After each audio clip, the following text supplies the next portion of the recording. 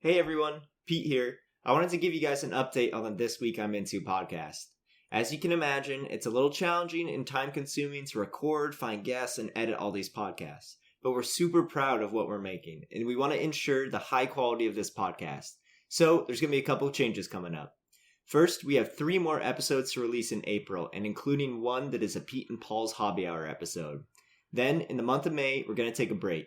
This is so me and Paul can get more guests, record more podcasts, and finally, in June, we are going to be back and stronger than ever, but we're going to be releasing on a bi-weekly release schedule. We really appreciate you guys understanding and sticking with us as we do everything we can to keep on delivering a high-quality podcast. So thank you very much for listening, and let's hop into the episode.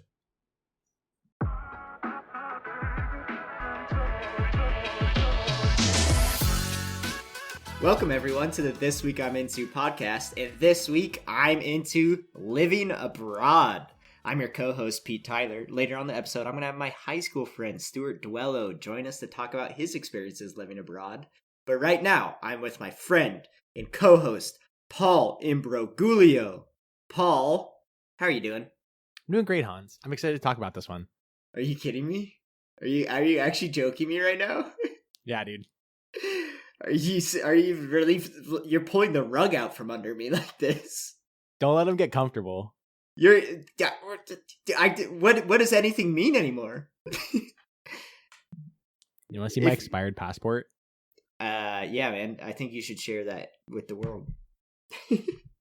Dude, you're supposed to say something related to the thing we're talking about. Okay, thank you. Yeah, okay, thanks. For everyone listening, Paul's holding out his expired passport, so there you go. That's living abroad right there. Paul, can I set the scene for you? How are you doing, Hansi? I'm good. Thanks for asking. I feel like I don't always ask back. Yeah, dude, maybe you should check in on your friends, huh? You're right. Everyone go check in on their friends. All right, that's the takeaway from this episode. Paul, I got a question for you. If you were rich off your rocker, like, money is no question. You could buy anything. You could do anything. You could live anywhere in the world. Where would you live and why? And why? Essay question, and why? This might sound really lame. Okay. Dude, are you say home? Don't say home. I would say somewhere else. I don't necessarily know where in the U.S. I would live, but I would choose to live in the U.S. Okay. I think... So Hans, I lived abroad for 5 years, right? Yes. And I've been to a lot of different places. I don't think Flex. that any I don't think that there's anywhere that I'm like itching to live. There's a lot of places that I would love to go to and spend like a couple months if I like was ungodly wealthy, right? Okay. I think there's places in Europe that I'd love to go to. You know, and other places like all around the world. But I don't think that there's anywhere that I've been like, I think that I would want to live here more than I would want to live in like Seattle or like Chicago or other like major US cities, or even Taipei, right? Like I've liked all those cities, and it could just be short-sighted on my part. But I think that, especially, and this is an interesting thing, you'll probably talk later about how you wanted to study abroad when in college. That's right. Yeah. I didn't. I was so excited to move back to the US after living abroad for 5 years that I didn't want to spend one of the first 4 years I was back here gone again in another country. Okay. And I'm not going to say I love the US, right? Like there's a lot of problems, whatever. But I do think that there's a lot of advantages to living here that you don't get everywhere else. Okay, Paul, I actually really appreciate that perspective. I think it's just my mind where it's like, if I had unlimited money, like the ultimate goal is to like, I don't know, always be traveling and like always like live somewhere else. But I think you actually bring a great perspective that there's some pretty good things about where we live too. So great. I do appreciate you bringing that up, and I would love to get into living in Taipei a little later, but you mentioned there's some places you'd visit for extended periods of time. How about those places? Where would those places be? Yeah, I would love to spend a long time in Italy. Okay. I think Imbroglio would like to spend time in Italy. I do like Italy. I think there's a lot of really interesting like history if you like the arts. There's a lot of cool stuff there. I really like it for all the food tourism that you can do. And I've been to probably 5 or 6 like separate like major cities in Italy, and I think I'd really like to spend a lot of time like in the like rural areas. So that's somewhere that I'd really like to go back to. I've never been in like northern Europe, like like the Copenhagen area, right, Hans? Yeah, or even like farther north. That sounds really great. That I'd love to go visit at some point. That's one of my favorite places in the entire world. So I'm sure it is. And we can get into that in a little bit. But Paul, do you want to explain what it means to live abroad? I don't know if this one has an answer, to be honest with you. Yeah. The term that I always grew up with was being an expat. That's really fair enough. for US people. Expatriate. Yeah, I mean, obviously it's just living outside of the country you were born in. I do think that it is a great thing to do. From people that I've talked to who have lived abroad, there's a lot of benefits to it that I could talk about on a personal level. But I think it's something that if you have the opportunity to do, you shouldn't shy away from. It's definitely hard, I think as a kid, it was something I would not have chosen to do. And even now, I think it would be scary. But I do think that it was so much more worth it than I would have expected when I first moved. I completely agree. And I think you gain a lot of value from just seeing other perspectives and other ways of life and learning from other cultures. So I'm totally with you. But Paul, I asked some friends about just like what they thought it was like, what it meant to live abroad. Mm-hmm. And one told me that he thought it was moving to a different country without a plan to return where you're coming from. That was living abroad. So in that sense, like I did a study abroad, right? But I always knew I was coming back after that. So I was not living abroad. I was like studying abroad in his definition, which is totally fine. That's Yeah. Another definition that another friend had told me, she was saying that someone who lives abroad has lived long enough away from their home that in this new place, they're able to describe like locations and transport, and they could give directions like a local. That's living abroad. So otherwise it's just vacation. Yeah, you're a long tourist. Yeah. Yeah. I mean, I'm sure, everybody has their own opinion, but I do think, kind of on to your point, that there are a lot of people who I think studied abroad, and not to like diminish that time, but I do think a lot of the times the stories that I get from people is it's just a lot of like, it is just like long tourism. Like they're constantly like traveling like to another place. Like they never really like spend a lot of time in like the place that they were like quote unquote living, which is great. I mean, like that sounds like a lot of fun, but I don't always think that you like gain the appreciation for what it's like to like actually live in that country and like work or like go to school like with locals. And it's just like a really great way to be able to like bounce between European cities or wherever the hell you studied abroad. Not true for everybody, but definitely I've heard a lot of that. Just at me next time, Paul. Just at me, dude. No, that was certainly my experience. So I did, as you know, I did 5 months in Copenhagen for my study abroad. Absolutely love Copenhagen. Absolutely love the Nordic countries. But like you said, like it was kind of low-key a break from college. Like the classes I were taking were not hard classes. Like I was there to like just explore Europe pretty much. So I loved Copenhagen, had a really good time in Copenhagen. And then like probably every other weekend I was taking either a train or a flight, like a cheap Ryanair flight that cost like 20 euros to explore like a different city in Europe. So you're kind of on the nose with what you just said there. It sounds awesome. I do wish that I had that chance to do that, but I also just like didn't want it at the time. Yeah. Oh yeah. But you had a very interesting experience. You were living. How long was it, Paul? In Taiwan. I was there from age 12 to 18. Mm-hmm. Very formative years. Yeah, it is really interesting. I don't speak Mandarin very well, but I do think that depending on the age that people were living there, their experiences were way different. So for example, I have a younger sister who would have been, I don't know, let's say like 8 years old when we moved there. And talking to her, like her experience in Taiwan is like very different than mine because she was there like a significant amount of time longer. And so, you know how like I was saying, like I really wanted to move back to the US. Like for me, like the US feels like home. Like I'm much more accustomed to the cultures here than I would say I am in Taiwan. Like if you just had to pick like one over the other. But I think for my sister, it's not the same. So like the timing that I went there, like I got a totally different experience to when she went there. Yeah. That's very interesting. So, do you know does she consider Taiwan like home, like you consider the U.S. or Seattle home? I don't want to I have no idea. I'm not gonna. Okay. I'm not gonna speak for her at that one. That's all right. Paul, do you have any like particular memories or like noticeable cultural differences between your time in Taiwan and time in the U.S.? I don't know if I could speak to like a specific cultural difference because I think they're completely different and like every difference would be a huge cultural difference. Fair. But but something that I do think about often is how I've been able to like connect with different cultures here better than I would have. So for anyone that doesn't know, I'm half Taiwanese, right? But when I grew up here, I basically the only Chinese things that I ever did or like any Asian stuff was like we did a Chinese New Year party like once a year. You know, we went to like Asian restaurants, but in no sense would I like have considered myself like very like Asian at all.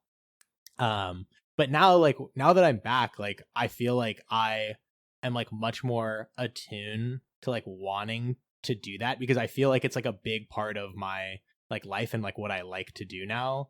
Okay. Which is like way different than what I've been before. Like it's totally changed like my like go-to preferences. Like if I want to like go out and eat, like honestly like most of the time like it's Asian food. Or if I want to travel, like I honestly like other than Italy, like most of the time I'm more interested in going somewhere in Asia, for example, than like going to Europe, which I think is like pretty common. Mm-hmm. Yeah, I don't know. Seattle's also very Asian, so it might lend itself to be more commonplace here than it might be other places, but okay. All right. I could dig that, Paul. Paul, I wanted to bring up just some like cultural experiences I had when I was just studying abroad in Copenhagen.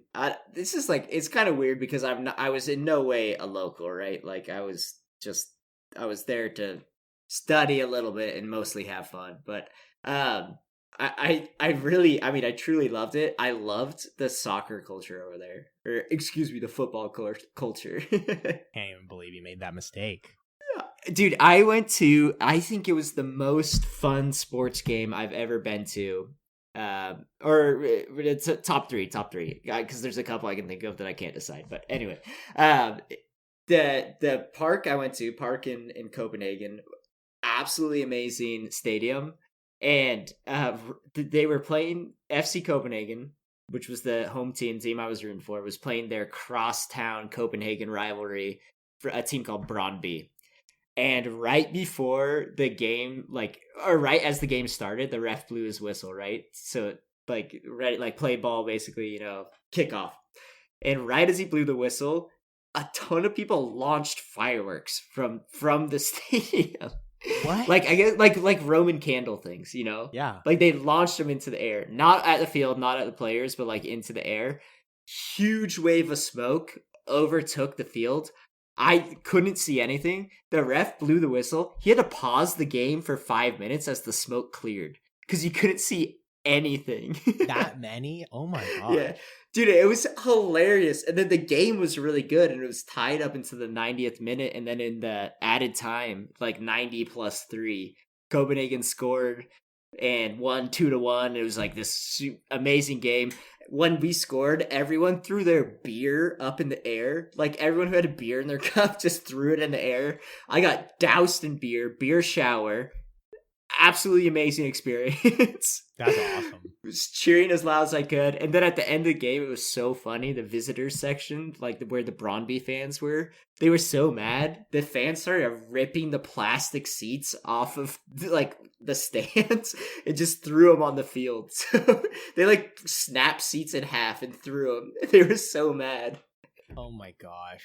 European soccer is crazy. I went It to a was Roma totally game one on time, a different Hans. scale. Yeah, Yeah, Roma. and I don't know how it's set up, but basically, in some stadiums, even in the US, you can enter through different entrances depending on where your ticket is, right?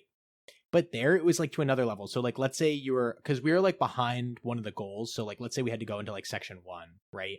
From section 1, you could only go like a certain part of the field. Like you couldn't walk all the way around like you could at most US stadiums, right? Yeah. They were literally barricaded, like huge plexiglass walls, like separating different sections from each other because they were only sold to a certain team's fans. And so it was literally Yeah. like fans up to a plexiglass, like on either side of the plexiglass was like a whole line of like security guards. Yeah. And people were chucking like smoke bombs and fireworks and like bags of piss over it. It was wild. It's so different, isn't it? It's like it's on such a different scale than what we see here. It's incredible. Was there anything maybe like that? Was there anything that was like a crazy culture shock to you when you first were there? Well, I mean, kind of not, because like I don't know, in Copenhagen pretty much everyone speaks English, even though Danish is the official language, but like you could easily get away without speaking a lick of Danish, which I did. So, I mean, like I wouldn't say I was like floored by culture shock, but just little differences. I really liked the football court culture there. I like the beer culture there. It was kind of fun. Um, there's like Carlsberg is famous in Denmark. It's a Danish beer, you know, and I love the tagline. It's Carlsberg, probably the best beer in the world. I don't know why, but I think I think that's hilarious. Like, I think that's so funny, and I will drink Carlsberg whenever I see it now because I think that's so hilarious.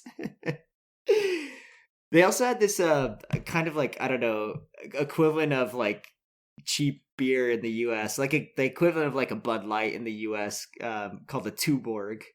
But if we have any Danish listeners, they might get pissed that I just said that because it's definitely more quality than a Bud Light. But what I mean is like it's just everywhere and everyone drinks it, right? But Tuborg was great, and they would always do this like holiday. They do a holiday beer every year, and so I was there in December, and they released this like gingerbread beer, and it was legitimately like one of the best beers I've ever had. No, that sounds delicious. Keep in mind, this is like a totally like super manufactured beer, right? Like it is for the masses. Like it's not exactly aiming for quality, but it was actually really good. So, but yeah, I don't know. Nothing like I can say was like absolutely flooring. I don't know. Do you have an experience where you feel like floored traveling? Well, maybe this will like spawn some ideas for you. So, Okay. when I first moved there, it was the summer before my 8th grade year, and my mom, who was the only one who spoke Mandarin at the time, like travels a bunch for work. So me, my dad, and my sister were all in Taiwan in the summer, and my mom's like off traveling for work. So we decided to go on a road trip around the island. The island, not that big, probably the size of Kentucky in terms of landmass, right? So okay, you could drive top to bottom in 5 hours if you're taking the freeways. Anyways, we're going down the less populated side of the island, and we end up in like a small town on like in the middle of the night, right? Like we're just like, all right, it's 8 p.m. Like let's just stop in the next town we can find. And remember that this is 2012, so like Google like we have like preloaded maps on our iPad, like not gotcha. like we don't have internet or anything. You use like probably that. MapQuest. Yeah, it was a little better than MapQuest, but like Okay. It's like we're pretty low tech, right? Yeah. So we get to this town and we Google like hotel. So we like find this like hotel, and it's I don't know the kind of like room it is, but basically it's like what you would imagine in like Japan, where there's like no beds, like you're sleeping on the floor, right? There's like a mat, and it's just like completely on the floor. Mm-hmm. And this reminded me of something else. But anyways, I'll finish the story. So whatever. We get to this hotel, and so we're like, oh, now we need food. So we're like, whatever. We'll just walk around until we find a restaurant. So we find this seafood restaurant around the corner, and nobody's in it, right? Could have been some random day of the week, but nobody's in it. Me, my dad, and my sister, we walk in, we sit down, and this lady starts speaking to us in Mandarin. We have no idea what she's saying. She doesn't speak any English because this is like a tiny ass town. Yeah. And we literally, and this is only going to make sense in video, but Hans, we literally like pull out cash and we're like, you bring food, we eat. Like we were like just signing that like we like pantomiming like eating food. Yeah. Yeah. And yeah, it was so funny. Like then they just started like bringing food. Like we had no idea what we were eating. Like to this day, I have no idea what we ate. It wasn't very good. Oh no. Oh no. But it was just like such a funny experience. Like you just like had no idea what to expect, and it was just like one of those like lost in translation. Like you're just everyone's just like we kind of get what's going on. We just have cash. So it was really funny. Paul, wouldn't that be an amazing story if it was like the best meal you've ever had and you had no idea what it was? You're like, I know. Oh, now I gotta go back to this small town and try to find it again. Yeah, no, and then the other thing that reminded me of is before we had gotten to that town, we stopped at like a larger, almost like it was kind of like almost a beach, like or like a resort that we just like happened to stumble upon in the middle of nowhere. This is a weird culture thing. So at this resort, they had a big pool, and in the summer in Taiwan, it's incredibly hot, right? It's like near the equator. So we're gonna go swimming. We jump in the pool and immediately like the whistle starts going off, like they're pointing at us, like stop, like doo. And so this is a really interesting in Taiwan. You have to wear, like a shower cap that covers your hair. You have to wear those in public pools. You cannot have your hair out in public pools.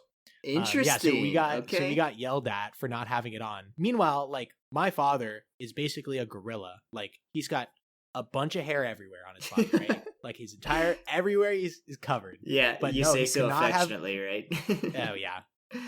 But he does. But no, like we had to put all the head coverings on. So it was just like weird things like that, like that you just like wouldn't expect. Like it's just I've never heard of it happening anywhere else but there. But it's all over Taiwan. Okay, it's sanitary in a way, so I guess I kind of I see the logic behind it, but but yeah, that actually sounds like I would absolutely panic in that moment. I like to think that I have a level head when I travel, but if I like started getting whistled at and like yelled at in a language that I did not understand, like I would be panicking for sure. Speaking of language barrier, this is a short story, but like nonetheless, like I thought it was funny was I went to in Copenhagen, they have an amusement park, right? That's very famous called the Tivoli Gardens. And in the Tivoli Gardens they have a ride that is like a Disney kind of animatronic ride, like Small World kind of, where it's kind of like it's not really much of a ride, you're just kind of being brought from place to place, right? And there's like cool things to look at around you. But the purpose of this ride was every stop had a story by like Hans Christian Andersen, which is like a famous, famous Danish writer. He's the one who wrote The Little Mermaid. So he's famous, right? So he has a lot of famous stories. And I didn't realize when I got in this ride that the entire thing was in Danish. So like I did not understand a lick of it. I did not get a single clue about what story was going on, and I just saw like really just bizarre things. I guess the one clue I had was one of them was The Little Mermaid, so I knew what was going on there. But besides that, totally did not understand. That's awesome. Here's a tip. Try to learn at least a little bit of a language before you go living abroad. All right, Paul. Anyway, I think that's a good time. Let's bring it over to, you want to get some fun facts? You want some fun facts, Paul? You mean Hans's fun facts? Hans's fun facts. Fun facts with Hans. Paul, I've always wanted to do this, but this is, it's actually going to be trivia instead of fun facts. So I'm going to put you on the hot seat, not me. I feel like I'm normally the one on the hot seat, but that's okay. Oh yeah, fair enough. Actually, that's pretty normal, actually. I'm gonna hit you with some geography questions. All right, I'm gonna give you some facts about a country, and you tell me what country that is. Okay. Sound okay? Sure. Okay. All right, Paul. Oh, and also this is coming from wanderlustmagazine.com. So, because I know you love where my resources come from. I do. Thank you. Okay. Cite your sources. All right, Paul. This country has the most UNESCO listed heritage sites in the world. I can give you Gosh. multiple choice if you want, but I don't think you need it. I'm just gonna go with Italy. Boom! How did you know that? Yeah, Well, Italy. It had to have been one of those European countries. It's very historical. It is. Okay. All right. This Asian nation was formerly called Siam before it changed its name in 1939. Don't think too Gosh. hard, Paul. I know. I should know this one. Is it Vietnam? It's Thailand. Oh, it's like it Good had to have guess. been one of those. Good guess. I should have known that. That bums me out. Okay. Darn. I should have known that. I was thinking of well, I don't know which one's right. It's Myanmar, which might also be called something else now, or maybe it's the other way around. Myanmar was formerly named Burma. Burma? Yeah. Yes, correct. That's what I was thinking of, and I couldn't get it out of my head. That's all right. Okay, here's a fun fact for you, Paul. Do you know there's 3 countries in the world that use the imperial system? The U.S., Myanmar, And Liberia. French Guinea. Ah, dang. French Guinea. Where did I that don't come know. from? Okay, good guess. Just hoping. All right, Paul. Its inhabitants refer to this country as the land of 1,000 lakes, even though it actually has 188,000 lakes. This is a country? Mm-hmm. Canada. Finland. Good guess, though. So, Paul, if you want that lake real estate, so you can take out your jet ski and, boat around, hit up Finland. I'll roll out my personal watercraft. All right, Paul, let me give you a couple more, maybe 2 more. Am I still getting... This is still trivia? Still trivia. Okay. This country is famous for its chocolate and chili sauce called mole. Isn't that Mexico? Mexico! Well done, brother. Well done. Okay. All right, last one for you, Paul. Chocolate. Chocolate. This country has 11 official languages, and it has 3 capital cities. What country? The only one that I could think of that has that many languages would probably be India. Good guess. South Africa. 3 capital cities? That doesn't even make sense. 3 capital cities. It does it's make not sense. Johannesburg? It's not Johannesburg. That Johannesburg isn't even one of the capital What? cities. That's crazy. I think the way they do it, and please don't skewer me in the comments if I'm wrong here, but Skewer him! I think they divide, how we have executive branch, legislative branch, judicial branch. I think each capital city is home to one of those branches of the government. So can you name one of the 3 capital cities? I could not name another city in South Africa. Really? I think you can name one. Cape Town. No. Oh. I was going to say Cape Cod, but I think that's in Massachusetts. That's more in Massachusetts. I think it's Cape Town, Bloemfontein, and Pretoria. No. Yeah, maybe. And it's crazy because Hans is reading this off his notes and he's still... No, I'm not. That's actually off the dome. Okay, Paul. Here's your last trivia question. I'm going to get it. What countries did you just name? Did I name or were the correct answers? Were the correct answers. Italy was the first one. Mm-hmm. Finland was the lakes. Uh-huh. Thailand was Siam. Mm-hmm. Okay, well, you said something about the U.S., Liberia, and one other country, but whatever. Didn't count because it's not really a question. South Africa. You just talked about South Africa. Mexico for mole. Are there any other questions? No, that was all of them. I was going to see if you would just keep thinking, but no, you got them all. All right. I feel like Hans doesn't done, think Paul. that I listen to him. Can we just I was just making sure you were actually paying attention. All right, Paul, can you hit us with some living abroad resources? Don't think too hard. Hans, can you hit us with some living abroad resources? Okay, the one I wanted to mention was I listened to this fantastic audio book recently called Abroad in Japan. And it's this YouTuber who he's now a YouTuber who does a lot of videos in Japan. And he started his journey before he became a YouTuber showing off Japan.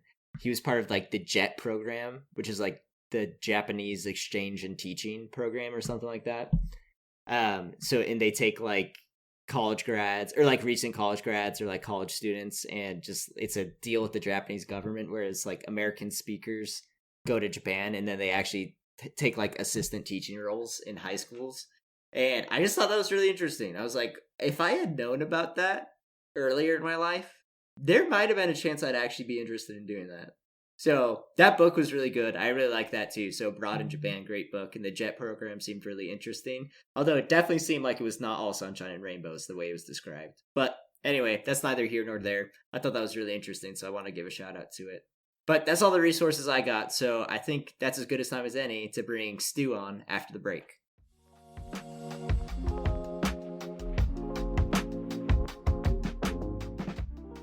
Welcome back, everyone. Joining us now, we have my friend from high school, Stuart Dwello. Stu, thanks for coming on the pod. Howdy. Hello, everybody. Happy to be here. Happy to have you, Stu. Just to begin, can you give yourself a little introduction and what you're here to talk about today? Right, yeah. So I'm here to talk about my experience living abroad. I've been living in Germany for the last 2.5 years. I reckon it's been. Yeah. And I'm here to explain, to share my experience thus far with living in another country and what's been good and what's been not so good about it. That's great. Thank you, Stu. Very succinct. I would love to know what's good, and also I think it's maybe a little fun to talk about what's not so good. So we'll get there. But just to start, can we go from the very beginning? How did you originally get yourself into this? Yeah, right. So, it all kind of happened, I wouldn't say like all at once, but it wasn't planned by any means. I studied a little bit of German back in university, and I always kind of had the idea that I would at least want to try to visit Germany for, at least a couple of weeks, maybe a month if I could manage it. And then, during the pandemic, I just had a lot of time on my hands. I was able to do a lot of research for programs in Germany, namely revolving around like teaching English, because that's a highly sought after thing there. And I was able to find a program teaching English in northern Germany. Did it. Got my brother to come with me too. And just kind of kept living here after that. I found another job teaching English, and then what I'm currently doing right now is totally in the same vein, which is making sails. And not what you probably think, but actually like I sew sail for sailboats. I am in the sail making business. Okay, that makes more sense.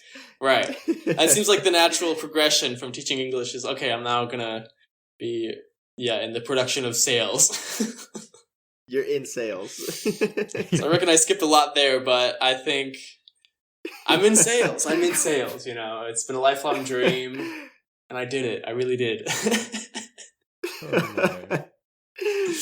Oh my gosh, that's great. Yeah. Can you just tell me a little bit more about that position you had teaching English? Was that more like a private tutoring thing? Were you in a high school? Like, what was that program? Y'all get a load of this. So I was teaching English at a Waldorfschule, and that is a school that has a different sort of pedagogy. Their approach to teaching is very like movement based and feeling, and it's the most granola thing you could ever do. It is so hippy dippy, and they like literally dance their names. It is such a it's such an experience. I don't even know how to explain it. It was such a trip. What? It was not the typical what you'd imagine Germans to be. I think the stereotype is very like serious, sort of intelligent and rules based. And in a Waldorfschule, it is completely turned on its head. It's like, it's pretty much just a bunch of like kids in the woods, like just learning through doing was kind of the idea. And I was there for it for a year, and that was very interesting. Yeah. I'm trying to find the words to really describe it, but it was like a very out there experience. Very not, yeah. So were you getting the German experience that you thought you were going to get then outside of the school? Or was everything as weird as jumping into the dancing your name? Yeah, it wasn't like, oh man. Yeah, I suppose moving here, I had an idea of what that looked like in my head. And then once I actually got here, completely different picture, completely different outcome. But I think for teaching in the school, I was expecting more like, you stand in front of the class, you instruct a certain thing, you teach a certain topic. But in this school, it was more so, why don't you read a book to the kids and act it out? And actually, we're going to do a theater play. And instead of reading the book, we're going to act out every part. And everyone gets a little stage time. And we're also all going to go to dance class afterwards. And we're going to dance. And it's all interconnected. And then outside of the school, it was... That's very interesting. Yeah. Yes, yeah. And then outside of the school is completely different because I was living in a small town in the middle of northern Germany where the only thing to do was really to leave. So there was not a lot to do there. And so it was a lot of intensity in the school. And then outside of the school, it was very hard to find things to do. There's a much better way to say that, but it was a bit numbing for the brain. Yeah. Okay. Not what I expected. I have a couple follow-ups here. Well, one, I want to know, do you think the kids that you were teaching, do you think they got better at English? Or was that the way the learning happened so silly that... Hans, of course they got better at English. Brilliant. Okay. Really, of course they did. I'm not saying it was work. because of me. I was an English teaching assistant. I think the real teacher was doing a lot of work, but I was just, I was happy to be there. I was always the comic relief in the classroom. Things get a bit tense. Stu's there in the back juggling or something. I don't know. I can't actually juggle, but in a metaphorical way. I was juggling. That's why it was so funny. That's actually not true. We actually did learn juggling in school too. I just never got good at it. Like in the school, we learned juggling. It didn't click with me. It was crazy. I would love to go back. It was incredible. Well, so going off that, Stu, you said you've been in Germany for 2.5 years now. Is that correct? This is correct. Yes.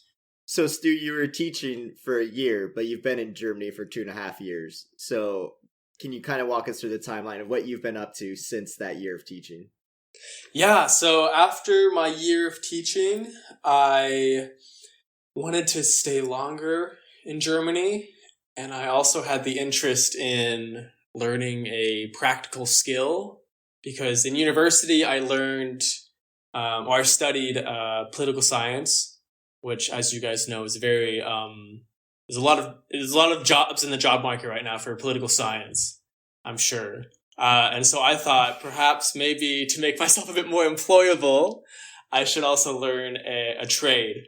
And because I was living in northern Germany, they are on the Baltic Sea, and Schwerin was the city I was staying in. It's also on a massive lake. I had the opportunity to go sailing a lot with one of my friends that lived there. And so I kind of found myself sailing more and more. And I thought, you know what, I think it'd be a good idea to learn to be a sailmaker. I can learn how to sew. I can learn how to, work more in a hands-on way rather more than what I was doing before with, teaching or with community outreach back when I was working back in the United States. So that was kind of my inspiration to pursue an apprenticeship as a sailmaker. This is, of course, someone who didn't grow up sailing. I've only sailed a couple of times in my life, but I was like, whatever, I'll do it, see what happens. And so for the last year and a half, I've been working as a sailmaker. I've been staying a lot more as well, which has been nice. But definitely not the a traditional way to, work and stay in Germany. I think I chose a more of a alternative route. But so far, it's been interesting. I mean, at the very least, it's been interesting. I've learned a lot here at the school, so... That sounds super interesting, Stu. Thank you for sharing that. Yeah, of course. It's a little bit of an unorthodox route, but I think it's fascinating. I was like glad you found such an interesting skill to get into. Like I didn't actually know sailmakers had apprenticeships, but learn something new every day. Right, yeah. And that's kind of the thing in Germany as well, if I may kind of for a bit. Like there's an apprenticeship for everything. Like the way the German job market or the system works is you have to make an apprenticeship before you can start working. And that goes for everything. That's anywhere from like working at a cash register in a supermarket to one of the people that works in air traffic control. Like you have to do an apprenticeship and then you can officially start working. So I think it's different definitely from the United States where, like, for example, I visited a sailmaking place in the United States and no one there ever did an apprenticeship. They just kind of fell into the job and were like, and then I just started doing it. But here they're very by the book, very like official. Mm-hmm. You have to do a 3-year education before you can do anything else. And so, yeah, I think that like there's literally an apprenticeship for everything. If you can think of it, there's probably an apprenticeship for it somewhere in Germany, which I think is so different from what we have back in the United States. Yeah. Can I take this in a slightly different direction? Stu, you talked about how you moved there with your brother. I don't know if your brother still lives there, but I kind of wanted to ask about how you were able to like build a community there. Did you have any other family or relatives out there before? Like, how did you meet people, whether they were like expats or other Germans in your community while living there? Yeah, so I worked here with my brother for only the summer. We had a summer job here teaching English. And then once that was over, I stayed, he went back. And then, I think what I found so difficult about like living here was finding a community because to begin with, my German was not that good. So that sort of drove me to find other people who were also new in the country. So I'd imagine, when I think of it now, like I'm thinking of all my friends I know here and everyone that I've made connection with. And I would say that I think 90% of them are all foreigners. I don't know a lot of actual like Germans here, but most of the people that I know have a foreign background. Yeah. But, it's interesting. Like you just kind of find each other. All the other foreigners are in the same sort of place. Like they don't know anyone here.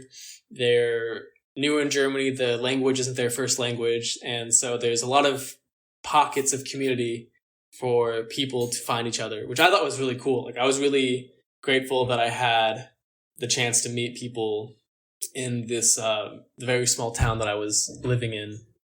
There's a vibrant community of foreigners there, mostly from Ukraine and from Syria, were a lot of the folks that I met living in Schwerin. And then when I moved to Flensburg for the sail... Oh, yeah, right. Sorry. So, how did I find them? I frequented and in Schwerin, there was only one alternative club in this entire city. And this club hosted a variety of events, mostly alternative punk shows or like ska bands or like, slam poetry, that kind of, vibe. Very cool. And their clientele ranged from 16 to like 65. Like all the alternative people went to this place. And so I found most of the people that I knew there. They were really welcoming. They were all, alternative, bunch of anarchists, and they, were just very welcoming to outsiders. So naturally, a lot of the foreigners accumulated there, and I met a lot of them through this, this shared concert space. Stu, if I can direct the conversation a little bit of a different direction here, but what aspects of living abroad have you particularly enjoyed? And then follow up to that afterwards, I'd also like to hear maybe the parts that are not so enjoyable and how you kind of balance those out. Yeah. So there's obviously been a lot of things that I've been enjoying here, I think the main thing is being able to really immerse myself in the language. That was always the goal of mine, was to learn another language. And I knew that wasn't going to be possible living in the United States. So I took the first opportunity I could to, learn German, learn German. And that's been a through line. The most enjoyable thing, I think, is seeing myself get better despite, all the hardships, all the joys. That has been a consistent thing that has really made me happy staying here and really has inspired me to stay longer. And it's really been enjoyable to develop my language and really also get more immersed in the culture. Now, I've been staying in northern Germany for most of my time here, and the culture is a bit different from the rest of the country. But I think the big thing here is people are very, now it's going to sound mean. I don't mean to be mean, but they're very cold here. But there's also a sort of challenge to that, where they are cold and a bit standoffish, but once you meet someone and get to know them, then you really get to know them. Once they allow you in, then you have a friendship for life. And I've gotten the opportunity to meet a lot of Germans here as well. And it's been great to really, experience that and have these deep relationships that I wouldn't have otherwise had I not had the language, had I not been here. Yeah, that's really unique. I'm also wondering, just language specifically, are you what's your level at now? And how long did it take you to feel, I don't know, conversational, fluent, wherever you are? You ask me on any given day and you'll get a different answer. But okay. Right now I'm feeling great. I'm very confident in my German. I can walk into a room and say about what I want to say. Not completely, not fully. Sometimes I have to walk around something if I don't know the word. But for the most part, I can speak fluently. Sounds a bit strong. I'm not fluent. Don't get it twisted. But I'm confident. I'm confident in the language. Okay. I like that. And it's always I get better, I'm feeling good, and then I plateau.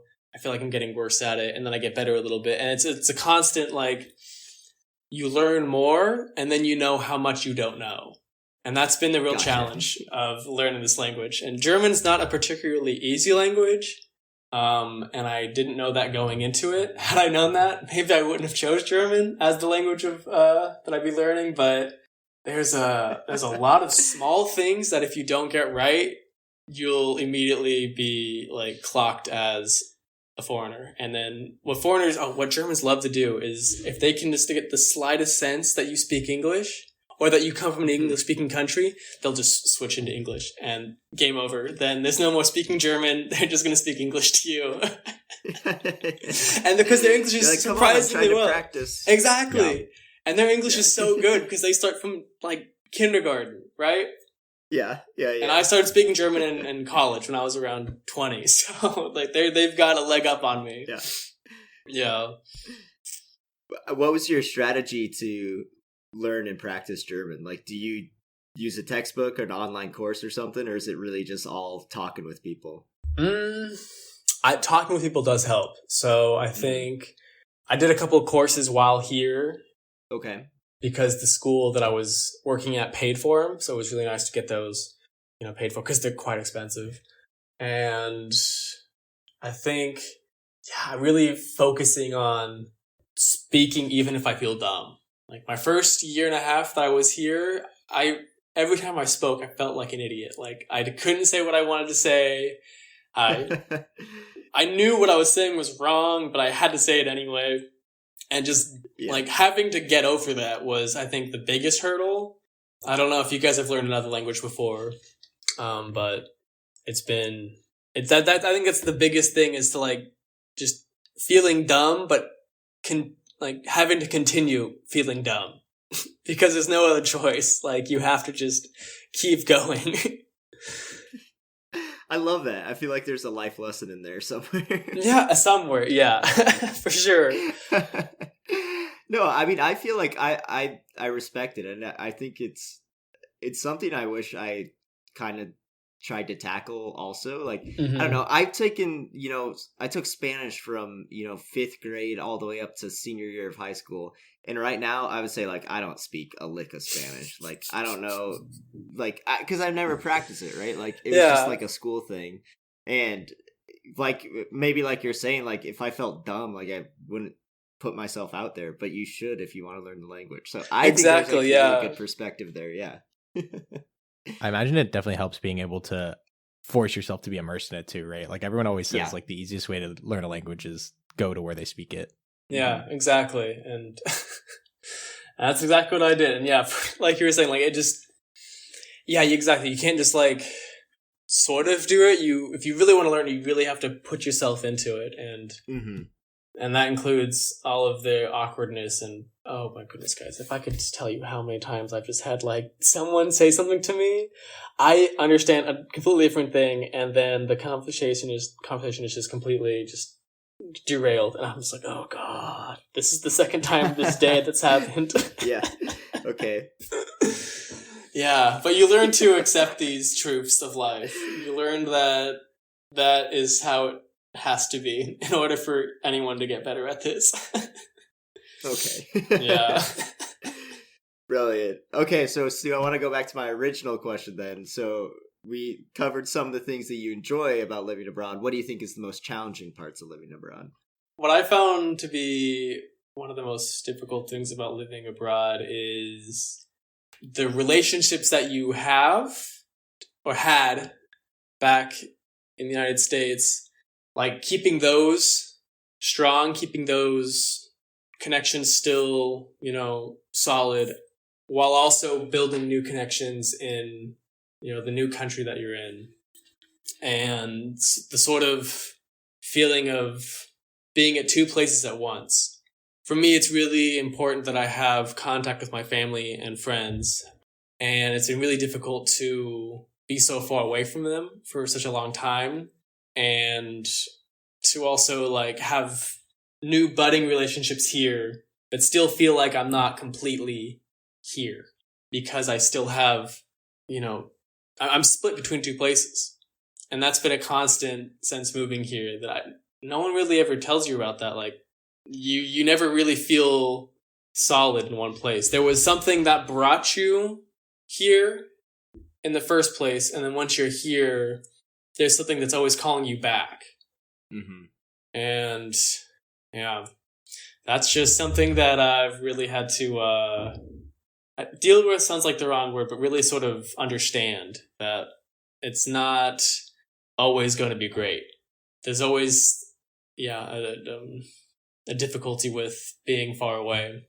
Stu, maybe, might be something to look forward to for you. I don't know if Hans ever mentioned this to you, but I lived in Taiwan for 5 years, and my family lived there for 12. Something that I think is really cool, which hopefully you're already able to experience, or you will, I imagine, if you ever do move away from Germany, is that I think the fact that people told us when we first moved there is that people tend to live, at least in our area of Taiwan, for 3 years on average.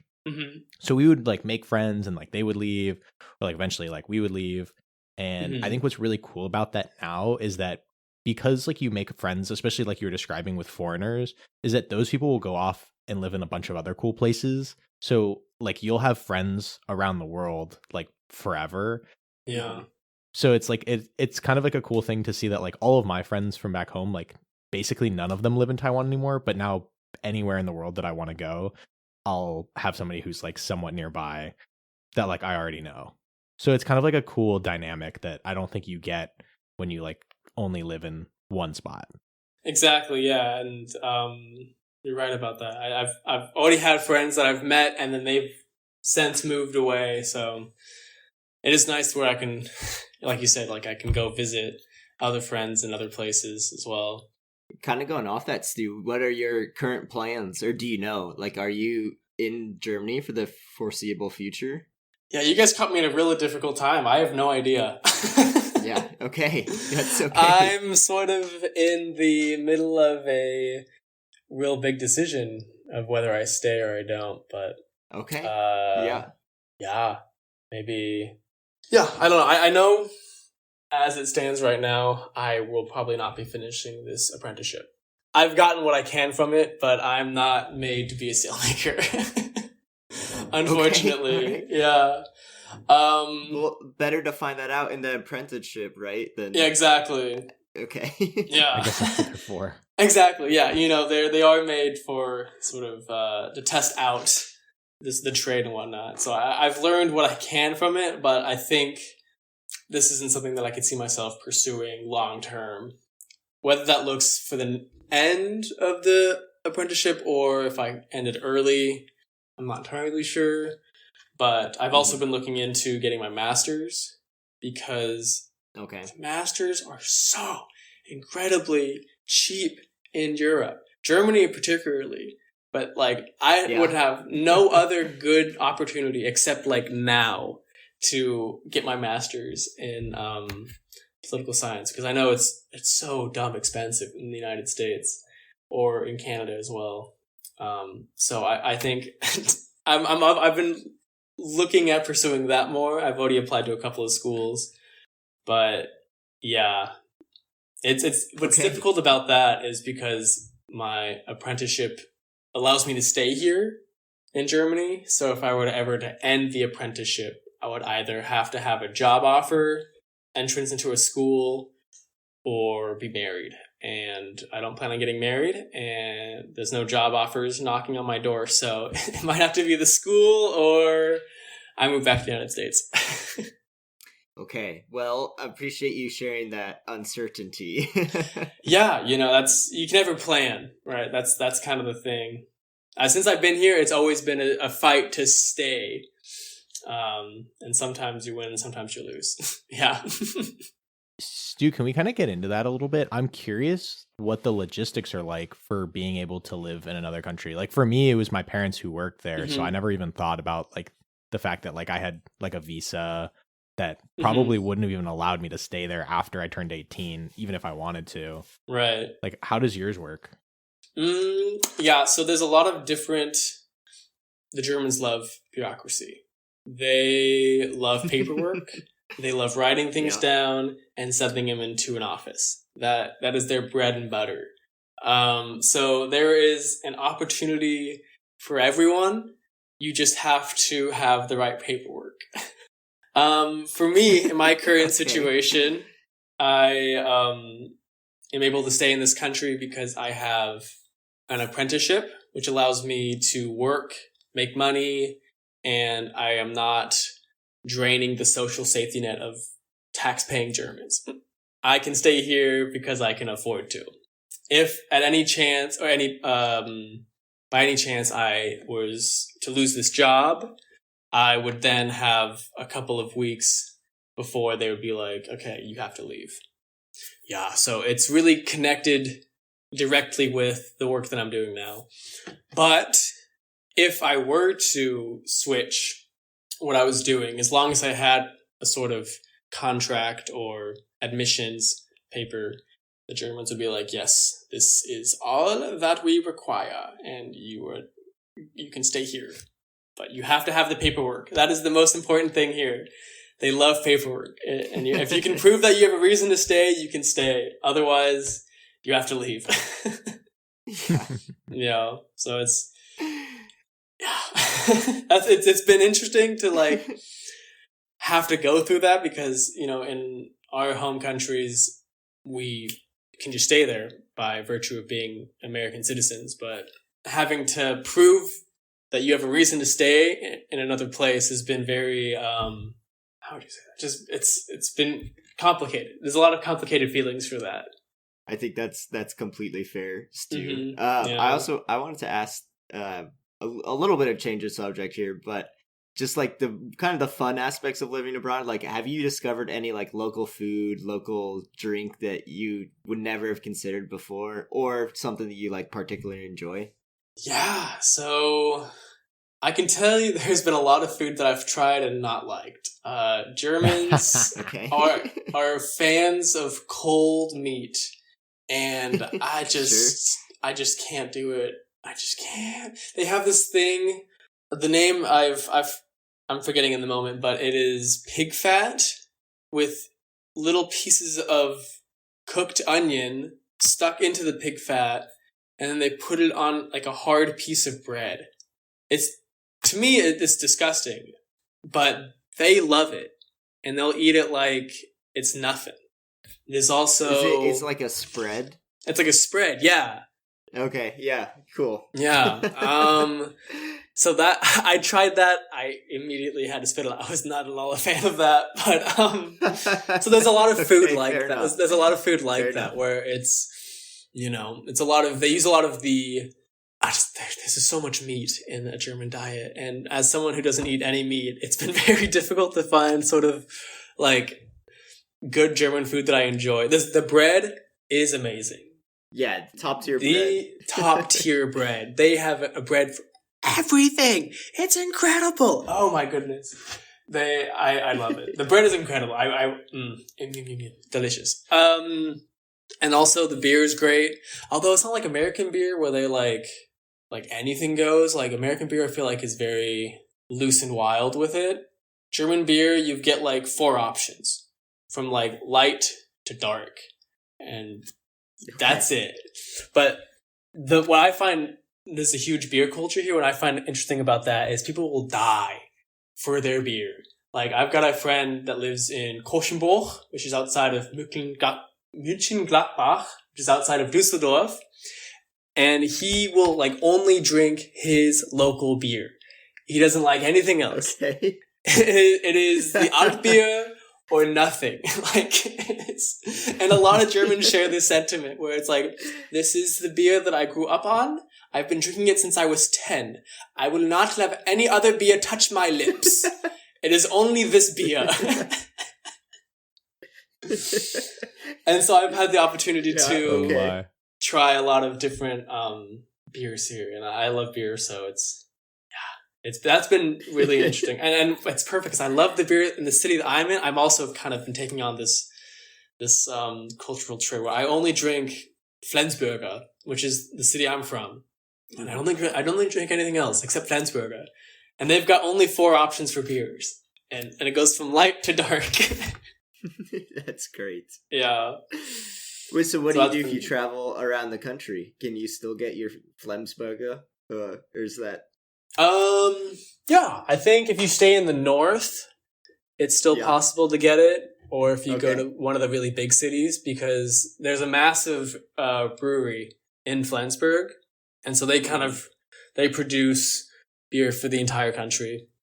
But like if you were to like be from a tiny like village like my friend, like they're only producing for the village and the folks that like live there, so you're not going to get it outside of Koschenbruch or wherever, like it's just for the folks that live there. Yeah. I guess I'm a bit more lucky in that. The actual microbreweries. Exactly, yeah. But only, like, they don't get weird with it.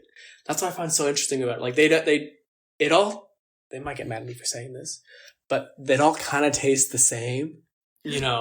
I know, right?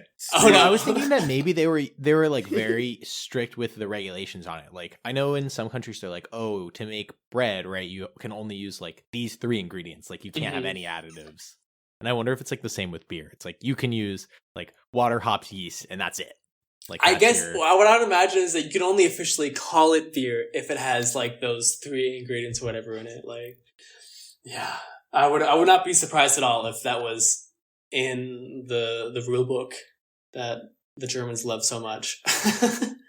That's another thing too, is culturally Germans love rules.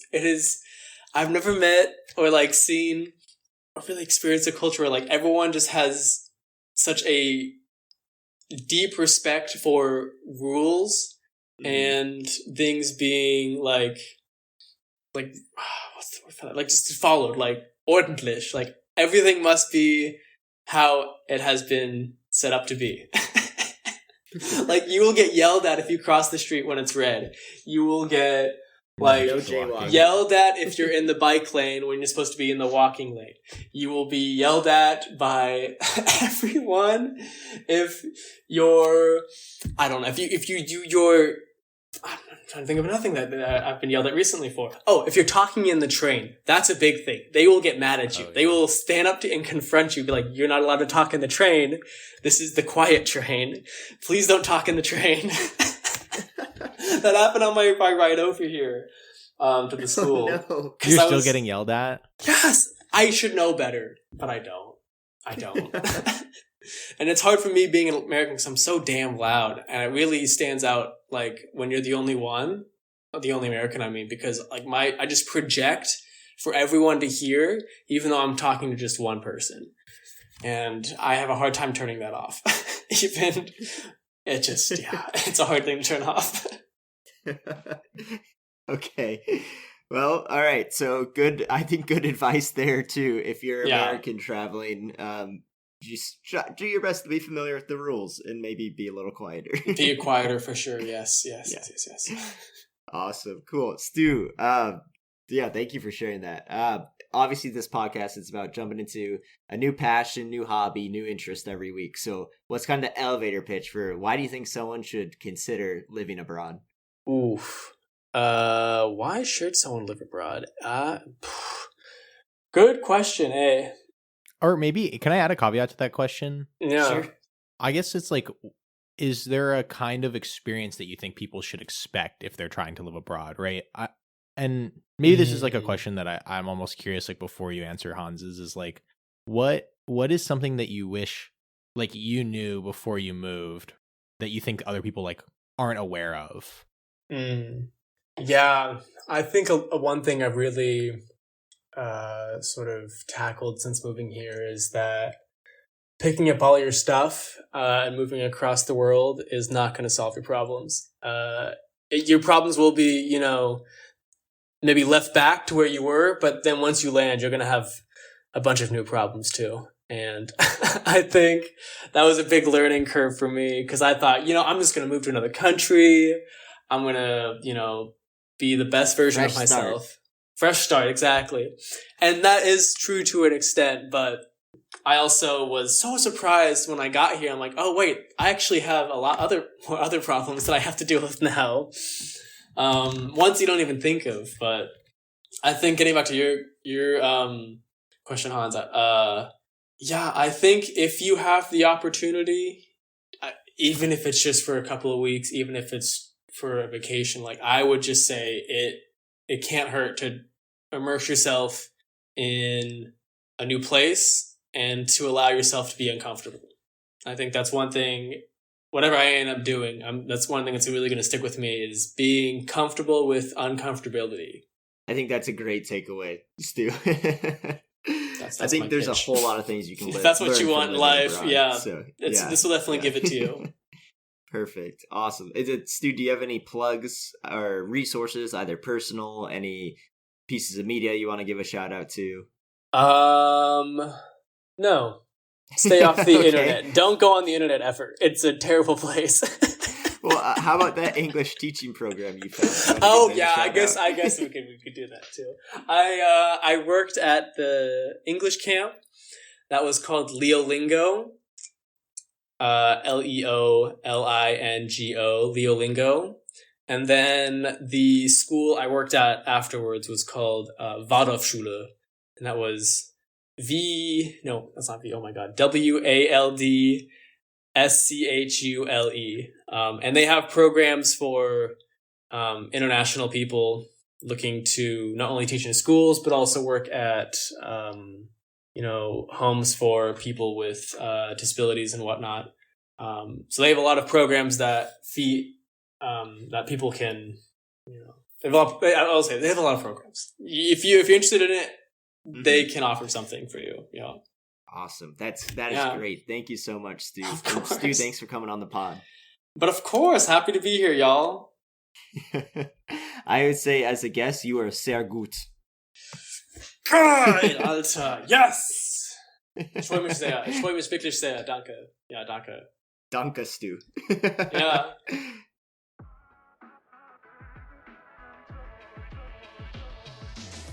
Thank you for listening to this week's episode of the This Week I'm Into podcast. And a huge thank you to Stu Dwello for sharing his passion on living abroad.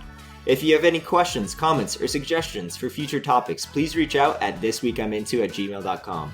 And give us a follow on Instagram at thisweekiminto. Please rate us 5 stars and share this episode with a friend. We're doing our best to grow the podcast, and your help really goes a long way. Thanks again for listening, and we'll see you on the next one.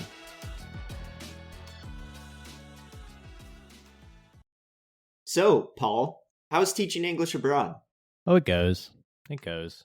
Students, they try really hard, but the grammar, she is a cruel, tricky beast. I explain one rule and then, bam! English breakifies it. But you get it. Ah, yeah. The language is most illogical. Yesterday, a student asked me, "Teacher, why do we say I read a book in the present and I read a book in the past, but they sound different?" And I just stood there, completely answerless. Yeah, the past tenses are untrustable. Go becomes went, but do becomes did, and run becomes ran.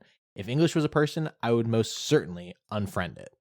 And the verbal phrases. A student asked me, "Teacher, why does give up mean to stop, but give out means to distribute?" And I says, because English is a patchwork of nonsensicality and we must acceptify it. And let's not forget the spell abominations. Colonel, pronounced colonel. Bologna looks like Bologna. And Wednesday has a hidden ninja D that no one even speaks about. My students, they look at these words like they're personally betrayifying them. And the silent letters, don't get me started. Knife, knock, night. Why the K? It does nothing. It's there for decorative purposes only. And yet, despite all the Confusion. yes, that. I must admit, I love teaching, even if the language is an absolute grammar catastrophe. Agreed. We may not always explain it good. Well, Yes, well, that we must try our bestest. to the noble art of word spreadification.